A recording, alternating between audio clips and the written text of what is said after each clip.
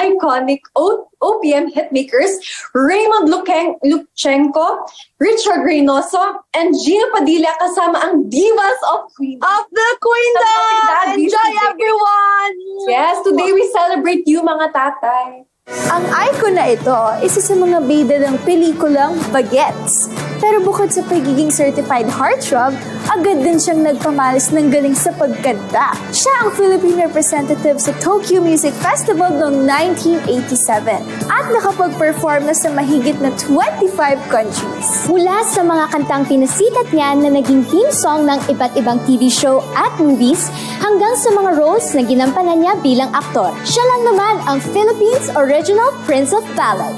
Ang icon naman na to hanggang ngayon may mahigit 500,000 monthly listeners sa Spotify dahil sa timeless na kilig na dala niya at ng mga kanta niya. Kita niyo yan? Nakasama lang naman niya si Tina Turner sa isang TV commercial. Raymond Lukchenko, Richard Reynoso, Gina Padilla. Sila ang mga icons na makakaduet ng Divas of the Queendom. Pero right now, babe, Yes, we'll definitely stick around dahil ito na ang much-awaited performance ng iconic OPM hitmakers Raymond Lukchenko, Richard Reynoso, and Gina Padilla kasama ang divas of the Queendom! Enjoy everyone!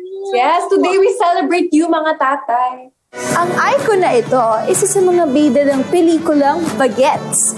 Pero bukod sa pagiging certified heartthrob, agad din siyang nagpamalas ng galing sa pagkanta. Siya ang Philippine representative sa Tokyo Music Festival noong 1987 at nakapag-perform na sa mahigit na 25 countries. Mula sa mga kantang pinasikat niya na naging theme song ng iba't ibang TV show at movies hanggang sa mga roles na ginampanan niya bilang aktor. Siya lang naman ang Philippines Original Prince of Ballad.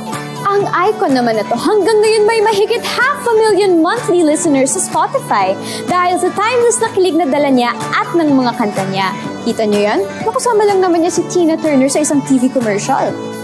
Raymond Lukchenko, Richard Reynoso, Gina Padilla. Sila ang mga icons na makakaduet ng Divas of the Queendom. Icon na ito, isa sa mga bida ng pelikulang Bagets.